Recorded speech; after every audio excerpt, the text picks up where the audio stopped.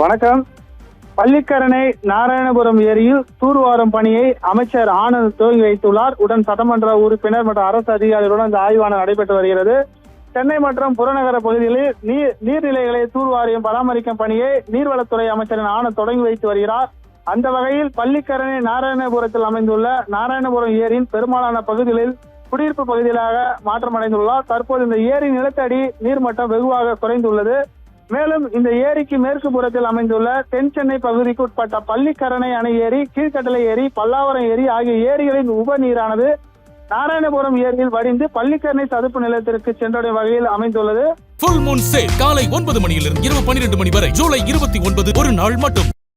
சென்னை மாநகராட்சி எல்லைக்குள் அமைந்துள்ள இந்த ஏரியில் ஆகாய தாமரைகள், மிதவை தாவரங்கள் மற்றும் மிதவை பொருட்கள் பறந்து நீரோட்டத்தை பாதிக்க வகையில் உள்ளது. கடந்த முறை சென்னையில் ஏற்பட்ட வெள்ளத்தின் போது அதிக பாதிப்புக்கு உள்ளான பகுதி பள்ளிக்கரணை என்பதால் தற்போது முன்னெச்சரிக்கை நடவடிக்கையாக பள்ளிக்கரணை நாராயணபுரம் ஏரியை தூர்வாரும் பணியை அமைச்சர் ஆனந்த் தொடங்கி வைத்துள்ளார்.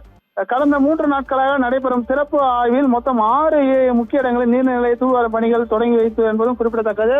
தற்போது பள்ளிக்கரணை நாராயணபுரம் ஏரி முடிவடைந்த பிறகு தற்போது வேளச்சேரியில் உள்ள ஏரி தூர்வாரும் பணியை அமைச்சர் தொடங்கி வைத்துள்ளார். தற்போது அந்த பணியானது அங்கு நடைபெற்று வருகிறது. தூர்வாரும் ஜேசிபி ஏரி அந்த பணிகளை ஆய்வு செய்து வருகிறார் அமைச்சர் ஆனந்த்.